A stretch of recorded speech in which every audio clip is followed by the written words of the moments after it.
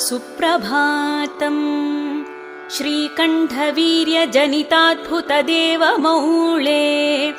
ओङ्काररूपमहितोन्नतरूपशीला षड्वीजवर्णललितामलदिव्यकीर्ते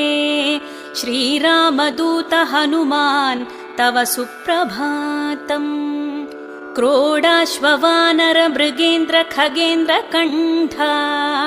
पञ्चाश्वभासखनशाश्वत देवदेव पिङ्गाक्षवीणकृपामृतवारिराशे श्रीरामदूत हनुमान् तव सुप्रभातम्